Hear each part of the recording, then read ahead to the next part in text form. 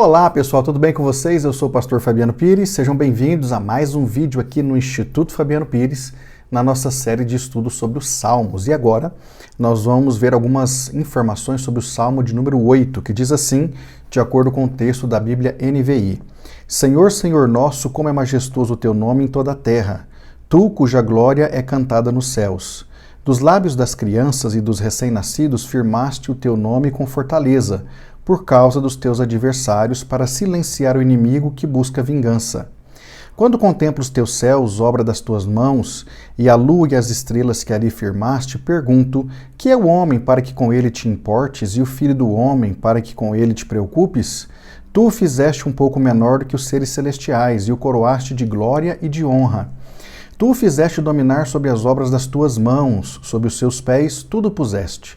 Todos os rebanhos e manadas e até os animais selvagens, as aves do céu, os peixes do mar e tudo que percorre as veredas dos mares. Senhor, Senhor nosso, quão majestoso é o teu nome em toda a terra. Muito bem, esse salmo de número 8, para quem lê a Bíblia sabe, né? Salmo de número 8 é um salmo davídico e ele está dentro da categoria dos salmos messiânicos. Mas que é evidente, logo que nós começamos a ler o salmo, é visível o fato de que Davi faz aqui uma exaltação da pessoa do próprio Deus e, consecutivamente também, faz uma exaltação do poder desse Deus, da grandeza desse Deus, não é? Também, de acordo com esse salmo, logo de primeira mão, nós ficamos percebendo, pela sua leitura, ainda que superficial, que tudo quanto Deus fez tem um propósito definido, ou seja, nada foi feito ao acaso, nada é obra do acaso. Também nós podemos ver que a glória de Deus se manifesta na nossa vida, não apenas em nós, mas também através de nós. E nós vamos ver alguns detalhes sobre isso. E também nós somos logo de cara informados o quanto somos privilegiados pelo fato de Deus se preocupar conosco. Isso é extraordinário, Ele se preocupa conosco em todos os sentidos e dentre as maneiras como Deus se manifesta através de nós está justamente nessa ideia da divisão de tarefas, ou seja, quando Deus nos dá a condição de governar junto com Ele. Então, de acordo com aquilo que nós lemos no texto do Salmo de número 8, nós temos inclusive a condição, quando começamos a ler o texto, de lembrar do dia em que Davi, o salmista, foi ungido por Samuel como rei. Nós todos lembramos dessa história e a Bíblia vai dizer para nós que, na verdade, o pai de Davi tinha outros 7 filhos e quando Samuel chega para ungir um como rei, o pai do Davi, que foi justamente o Jessé, ele passou esses filhos diante de Samuel, todos eles, e só faltou Davi, que estava no campo trabalhando com os rebanhos. E o Samuel então manda chamá-lo, e quando ele vem, o Senhor diz: é esse aí que eu quero que você unja como rei de Israel.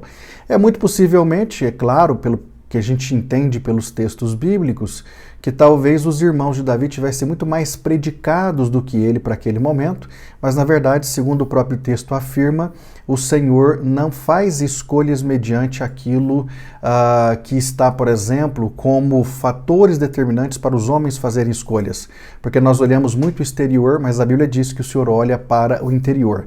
E inclusive, até eu quero citar um outro texto aqui, de 1 Coríntios capítulo 1, versículos 27 em diante, que traz justamente a confirmação disto, né? Que Deus escolhe muitas vezes de forma diferente de nós todos os homens. Diz assim o texto: Deus escolheu o que para o mundo é loucura para envergonhar os sábios e escolheu o que para o mundo é fraqueza para envergonhar o que é forte.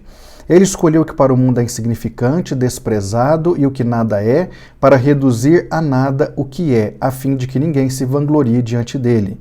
É, porém, por iniciativa dele que vocês estão em Cristo Jesus, o qual se tornou sabedoria de Deus para nós, isto é, justiça, santidade e redenção, para que, como está escrito, quem se gloriar, glorie-se no Senhor. Então aqui nós temos realmente uma fala já corroborada no Novo Testamento por intermédio do apóstolo Paulo, dizendo que na verdade as escolhas são feitas por Deus de maneira unilateral, é Ele quem escolhe as pessoas e as capacita para cada uma de suas muitas atividades. Muito bem, quando então nós começamos a ler o Salmo, nós já partimos para a ideia aqui de uma espécie de uma subdivisão, e a primeira delas é justamente essa grandeza de um Deus que vem, não é? Segundo o texto está dito assim, ó, deixa eu ler aqui numa outra parte aqui. Senhor, Senhor nosso, como é majestoso o seu nome em toda a terra. Tu, cuja glória é cantada nos céus, e aí depois ele vai descrevendo a pessoa do próprio Deus. E pela leitura do texto, nós vamos vendo que, na verdade, Deus demonstra a sua grandeza como um Deus que vem.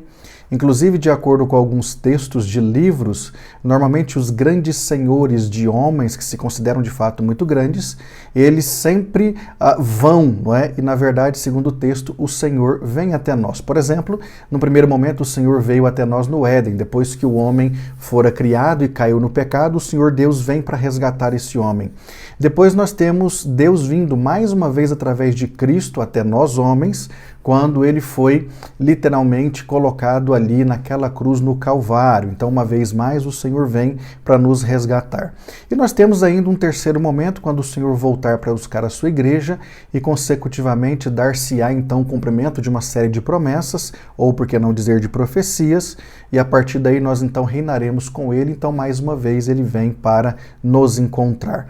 Então, na verdade, essa primeira impressão que nós temos quando lemos o Salmo é extraordinário, principalmente porque nós ficamos encantados com a ideia de sermos privilegiados, por sermos escolhidos pelo Senhor para ter um relacionamento com Ele, mas ao mesmo tempo também para dividirmos poder com Ele, a fim de que realmente possamos governar.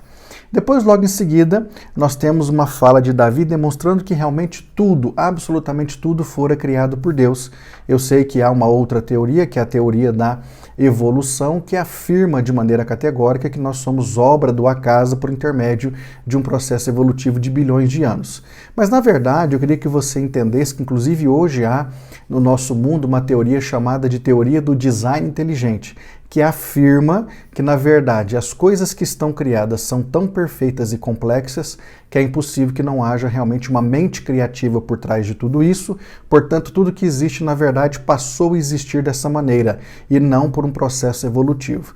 Mas nós que cremos na Bíblia Sagrada sabemos realmente que, na verdade, nós estamos literalmente defendendo aquilo que é a verdade dos fatos. Ou seja, nós defendemos a assinatura de Deus em todo o processo criativo daquilo que existe não só no nosso planeta, mas também daquilo que existe no universo que nós ainda, inclusive, nem conhecemos.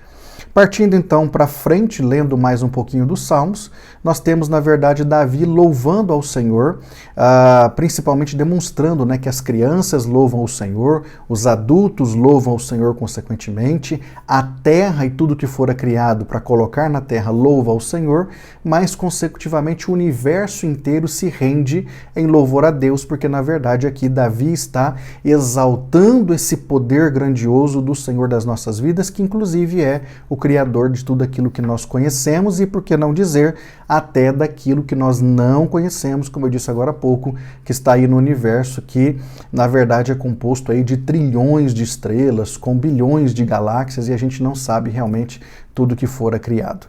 Mas também Davi não deixa de mencionar o seu encanto com relação à questão do homem, em especial pelo fato do que eu disse anteriormente, de esse homem ter sido escolhido por Deus para dominar, ou seja, para que esse homem realmente tivesse a condição de estar junto com o Senhor, desenvolvendo as suas tarefas e habilidades, para que pudesse realmente chegar a fazer aquilo que era da vontade do Senhor Deus da sua vida, não é? Muito interessante que tudo aquilo que de repente nós perdemos com Adão lá no Éden por conta do seu erro, nós vamos recuperar plenamente de maneira muito mais abundante através do Cristo. Claro, já recuperamos muitas coisas, mas a recuperação completa e muito mais abundante será a partir do momento que Jesus buscar a sua igreja e todos nós então teremos realmente esse privilégio de viver a plenitude daquilo que o Senhor é e daquilo que Ele preparou para nós. E depois, no finalzinho do Salmo, ele não deixa de reconhecer, não é? Inclusive, algumas pessoas afirmam que nós somos apenas um pouquinho maiores que os animais pelo fato de sermos racionais, inteligentes, e daí por diante, mas na verdade o texto vai dizer que nós somos muito maiores do que os animais, porque fomos colocados por Deus para governá-los, mas que na verdade somos um pouco inferiores aos seres angelicais, ou seja, nós somos humanos, nós não temos a glória dos seres celestiais, mas um dia teremos esse corpo transformado, nós seremos glorificados e consequentemente nós teremos então essa permanência na eternidade de uma maneira totalmente diferente dessa maneira mais simples e carnal que nós vemos aqui hoje. E o Salmo encerra evidentemente com uma declaração extraordinária do Davi dizendo: Senhor, Senhor nosso, como é majestoso o teu nome nome em toda a terra. O Davi tem toda a razão de estar o tempo todo enaltecendo a pessoa, o poder e as obras de Deus, porque na verdade essa é uma das nossas obrigações, como filhos de Deus, como criaturas do Senhor, mas também como servos, como aqueles que entendem que realmente estamos aqui vivendo por causa da bênção e da misericórdia daquele que nos criou e, evidentemente, daquele que nos chamou.